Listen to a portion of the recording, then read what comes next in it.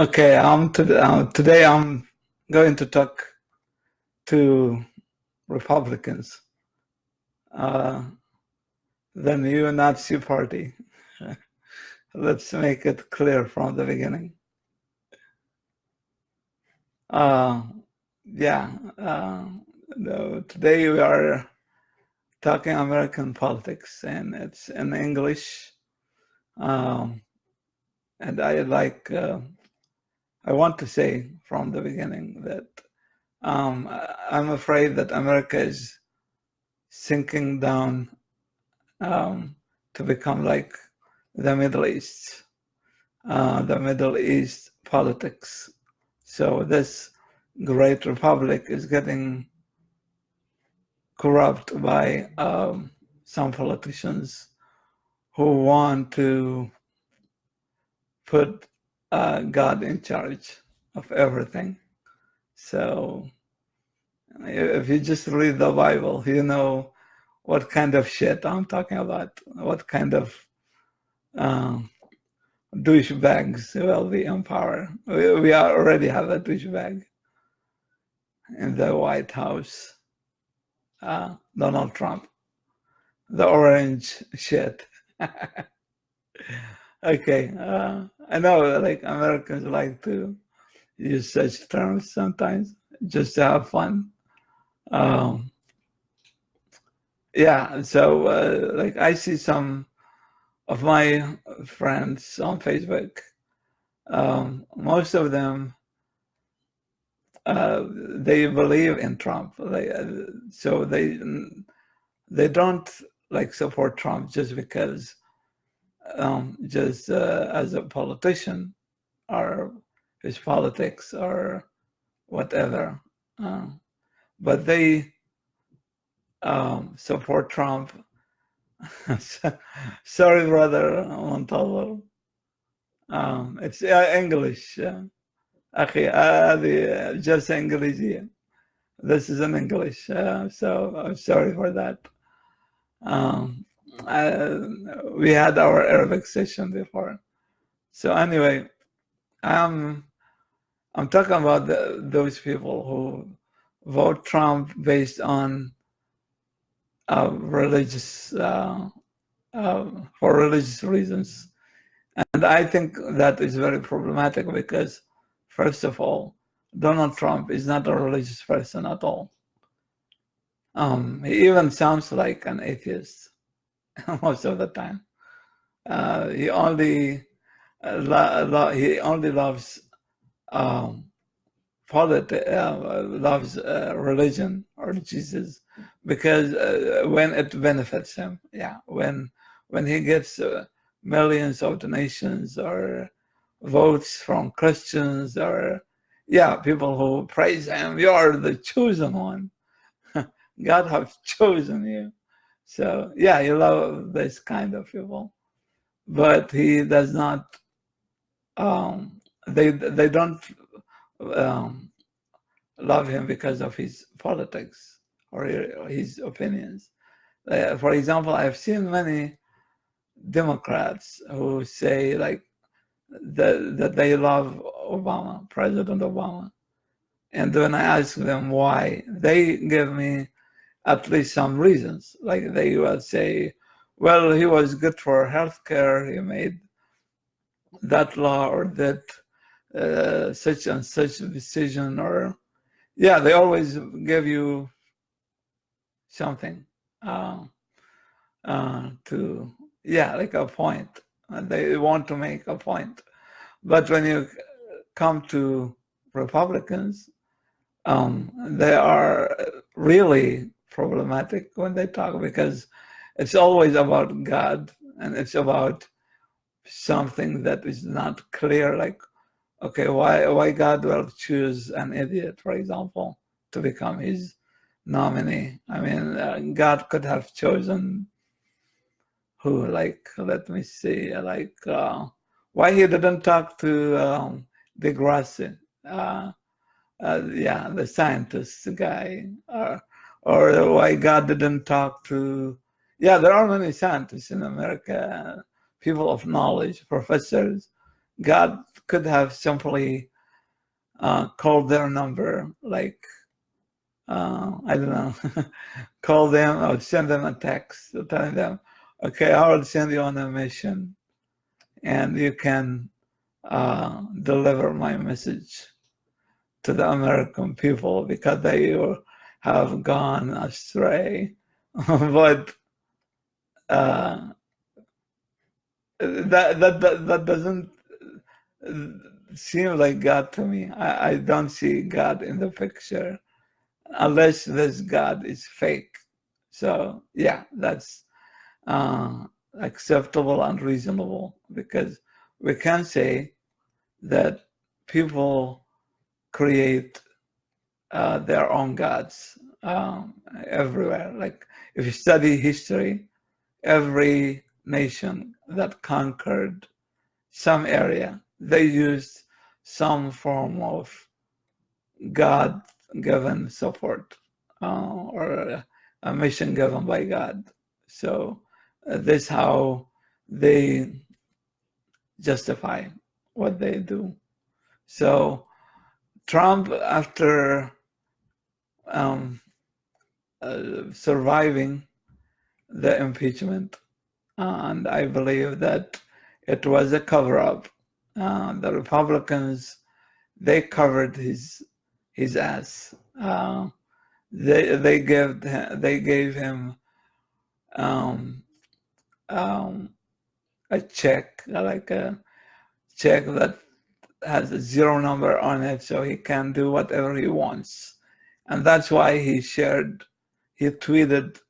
a tweet where he showed that a number of years that he is going to rule, as if he will go and rule forever, which is, frightening, because it shows you who is Donald Trump and his party. So I don't deny that the Democrats are not perfect, and they have some real problematic people amongst them, and but I see that I think that religious politics which is mixed with religion is far more dangerous, because you can oppose someone or challenge someone who create a philosophy based on reason or even the name of the people. Like, for example, I know that the Soviet was an evil empire, and they based their entire theory on ruling in the name of people. But Republicans are playing much more dangerous game, which is playing in God's name. And that's exactly what the Saudis and the Islamists want to see. They hate to see America, the great secular country, the secular continent, the secular empire. They hate it. But once America is religious, yeah, they love it. So I hope that the American people will vote Trump out of the White House November the 3rd.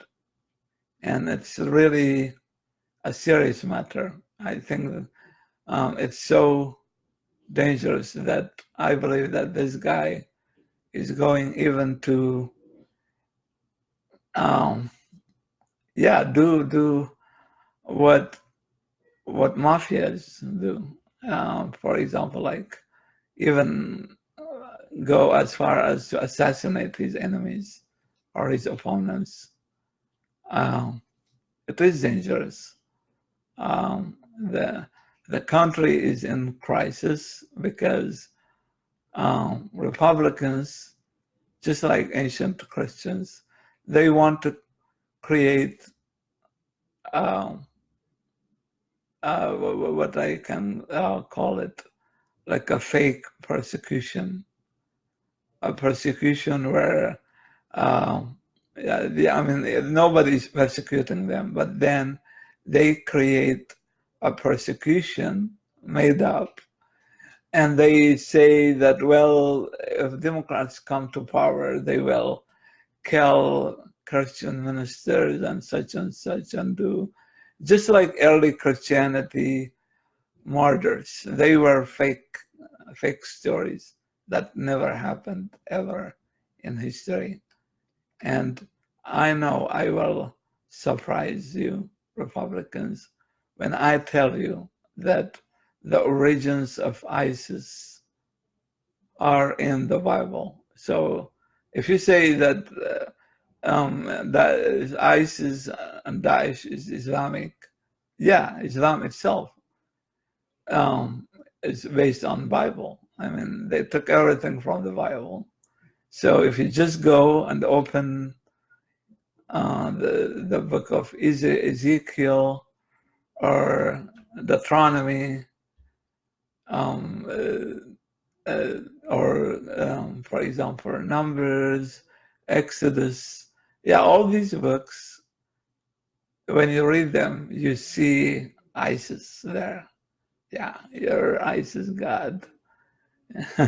The God of ISIS is just there. Yeah, like relaxing, like lying on his back, wearing his bikini, ready for his massacres and his blood to drink. Yeah, that's what the Bible promises us. The God of the Bible promises revenge. He promises a baptism of fire, final destruction. He, like, see how he supports Moses. He sends 9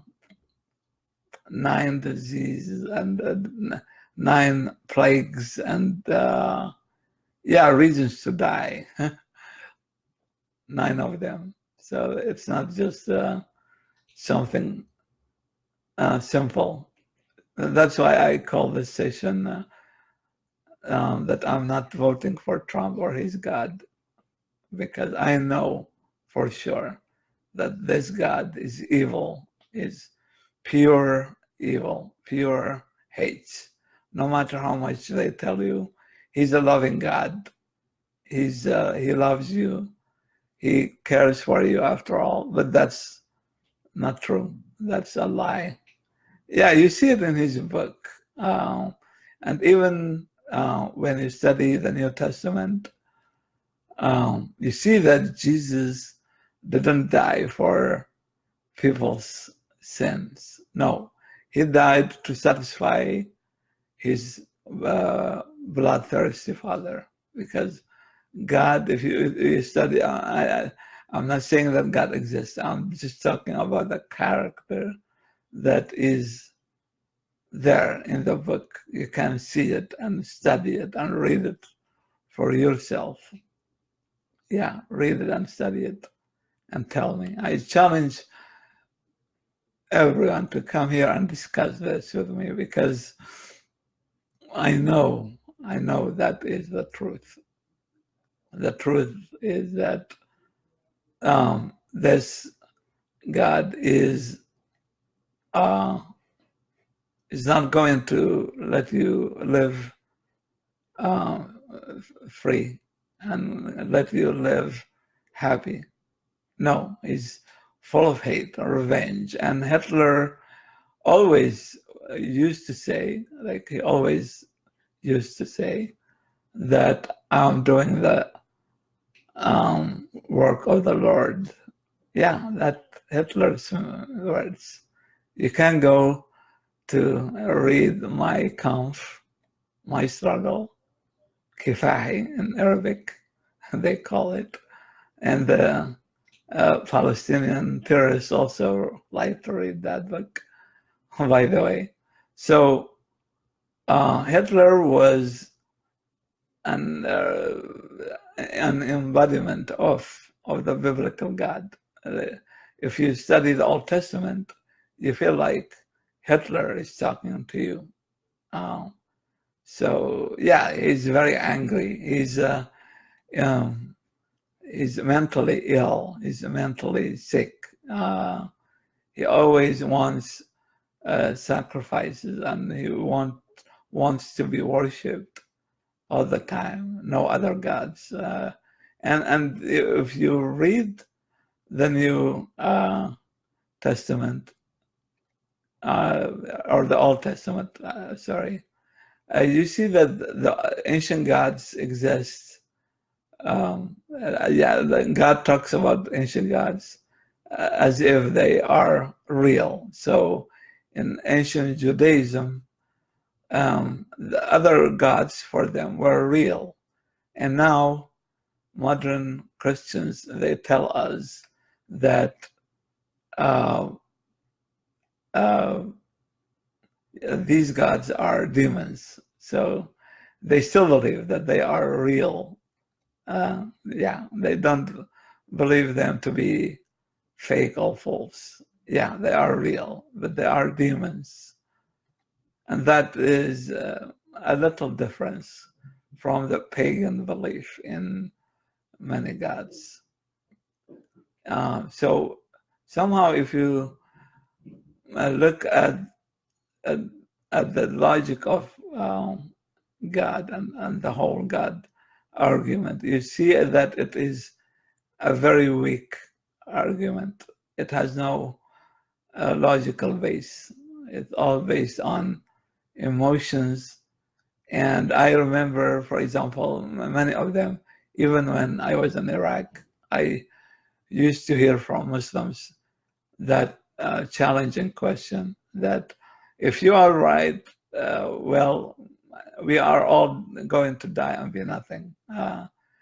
But if you are wrong, then God will wait for you and punish you and put you in Jahannam, in Gehenna, or as Americans call it, Jahannam. Yeah, and in the Middle East they call it Jahannam. Anyway, but after studying philosophy, I told myself, well, this argument, the Pascal's wager, which is also stolen from Abu al-Ala al-Ma'arri, the famous Arabian poet who was atheist, and he was religious for part of his life. Yeah, that argument is based on an assumption, and that assumption is that God is a God of revenge. So he will torture you. You should assume that God is a monster who will torture you after death in order to the wager to work. So Pascal's wager will not work if you believe that God does not care if you believe in him or not. Like, for example, if you say that God does not care if you believe in him or not, I mean, that would be a strong God, of course. That's, in my opinion, that would be a strong God that I will respect myself and admire, because that kind of God will be, well, he's strong. That's why he doesn't care if you pray for him or not. He just doesn't care.